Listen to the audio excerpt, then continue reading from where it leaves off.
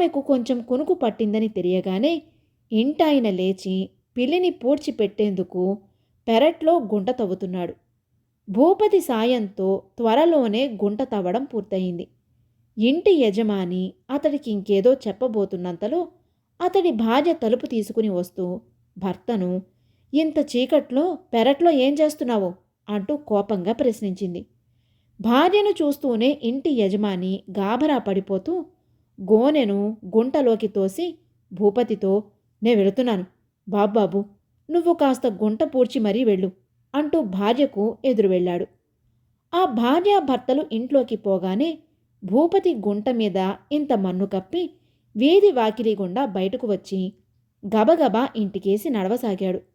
దారిలో అతడికి గస్తీ తిరుగుతున్న 2 రక్షక భటులు తారసపడ్డారు. వాళ్ళు భుజం మీద గోనెతో చీకట్లో పడిపోతున్న భూపతిని చూడగానే అనుమానించి ఆగమని, ఈ అర్ధరాత్రి వేళ ఎవడిలో దోచి పరిగెత్తుతున్నావు అని అడిగారు. భూపతి గజగజ వణికిపోతూ, అయ్యా, నేను పరిగెత్తడం లేదు, మామూలుగానే నెమ్మదిగా నడిచిపోతున్నాను. నేనేం దొంగను కాదు, నా భార్య కోసం పనసకాయ పట్టుకుపోతున్నాను అన్నాడు.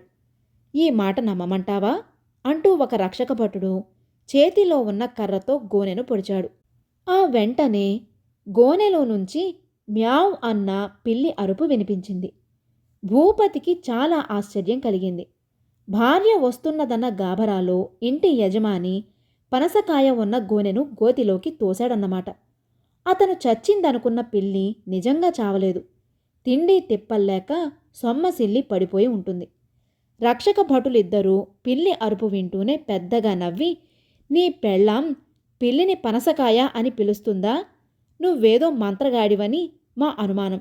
అందువల్లే పిల్లిని ఈ అర్ధరాత్రి వేళ ఏ వల్లకాటికో మోసుకుపోతున్నావు.